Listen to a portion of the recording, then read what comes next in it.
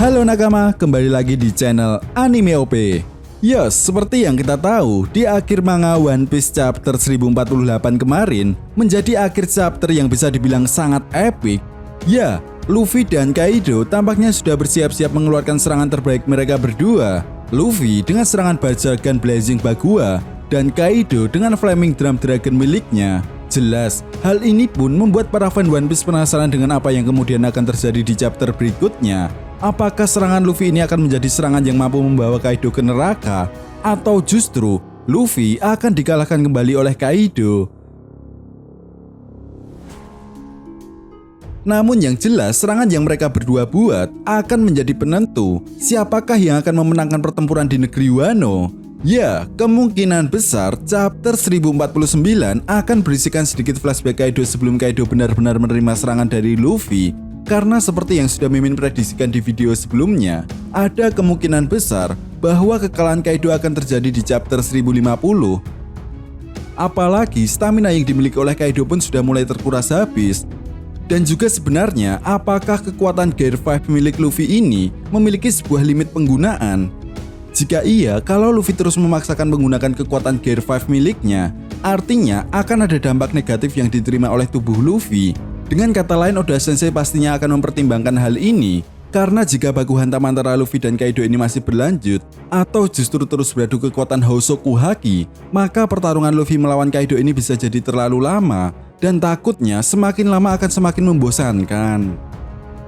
Tapi Mimin harap sih, semoga saja di chapter 1049 nantinya akan memberikan informasi yang sangat penting sebelum kekalahan Kaido yang terjadi di chapter 1050. Misalnya saja mengenai bagaimana asal-usul Kaido bergabung dengan kelompok bajak laut Rocks dan tujuan yang sebenarnya dari kelompok bajak laut Rocks, serta yang tak kalah penting adalah bagaimana asal-usul kedatangan Kaido ke negeri Wano. Karena pastinya Kaido ini memiliki sebuah alasan bukan kenapa Kaido lebih memilih negeri Wano dibandingkan dengan wilayah atau negara-negara lainnya yang ada di dunia One Piece, atau justru ada hal lain yang sebenarnya menjadi tujuan utama Kaido datang ke negeri Wano, di mana hal ini diyakini memiliki keterkaitan dengan sosok Joy Boy. Selain itu, negeri Wano yang diyakini juga menjadi bagian dari kerajaan kuno, karena seperti yang kita tahu bahwa para penduduk negeri Wano lah yang membuat batu Poneglyph. Apalagi batu Poneglyph yang sudah ditemukan sampai sejauh ini berkaitan tentang pesan Joy Boy untuk masa depan.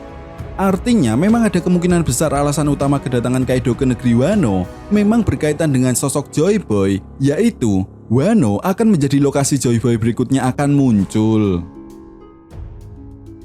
Nah, baru di akhir manga One Piece chapter 1049, dampak dari serangan Luffy dan Kaido ini akan diperlihatkan, di mana dampak dari serangan tersebut terlihat ada sebuah ledakan yang sangat besar, serta mengeluarkan sebuah petir hitam yang menandakan baik Kaido ataupun Luffy mengeluarkan kekuatan Hosoku Haki dalam jumlah yang sangat besar. Selain itu, dampak dari serangan Luffy dan Kaido ini pun sampai membuat wilayah di sekitar Onigashima sangat kacau. Jelas, hal ini pun memancing kepanikan bagi para penduduk negeri Wano yang telah merayakan festival api. Ya, mereka yang masih berada di ibu kota bunga akan bertanya-tanya mengenai sebenarnya apa yang terjadi. Dan di sisi lain, dampak dari ledakan yang sangat besar ini juga akan dirasakan langsung oleh para aliansi bajak laut topi jerami dan para anak buah Kaido yang tersisa. Dan efek terburuknya jika Kaido tidak bisa menahan serangan dari Luffy adalah puncak tengkorak Onigashima benar-benar akan hancur, atau justru setengah dari tengkorak Onigashima akan hancur. Artinya jika Kaido benar-benar kalah, awan api yang menopang pulau Onigashima pun akan hilang, dan ini akan menjadi sebuah bencana yang sangat besar. Karena seperti yang kita tahu, Momonosuke sendiri sampai saat ini belum bisa membuat awan api yang mampu menopang pulau Onigashima. Namun seperti yang diperlihatkan pada manga One Piece chapter 1048 kemarin, Momonosuke masih terus berusaha untuk menggeser pulau Onigashima agar tidak terkena serangan dari Luffy. Dengan kata lain, sebenarnya kunci agar pulau Onigashima tidak hancur ada di tangan Momonosuke. Nah, jika Momonosuke berhasil menyelamatkan para samurai dan aliansi bajak laut topi jerami, pastinya Momonosuke akan dianggap sebagai pahlawan negeri Wano. Jelas, hal ini membuat para penduduk negeri Wano pun akan semakin yakin untuk menjadikan Momonosuke sebagai shogun negeri Wano yang baru nantinya.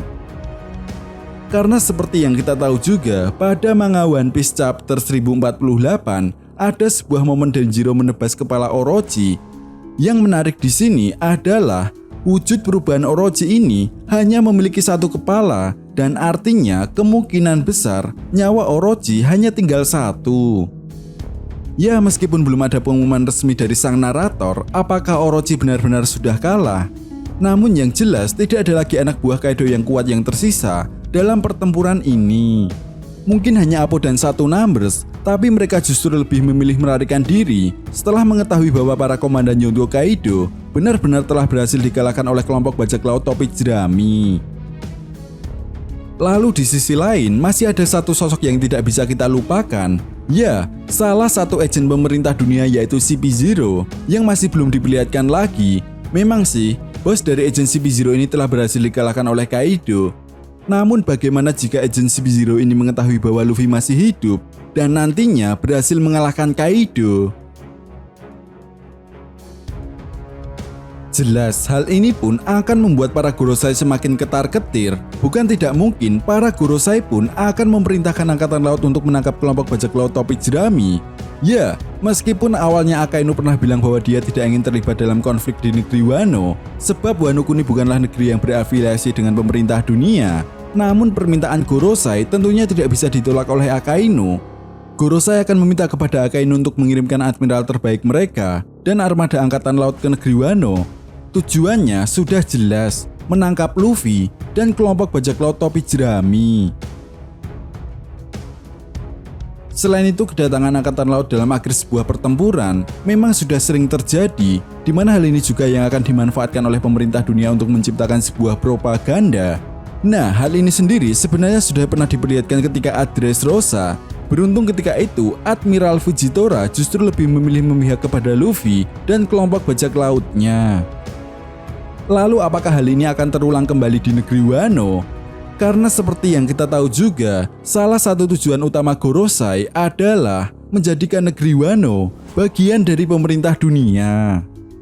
Namun di sisi lain, jika kekuatan Gear 5 Luffy ini memiliki dampak negatif, tentunya ini akan semakin merepotkan ketika para angkatan laut dan agen pemerintah dunia sudah tiba di negeri Wano.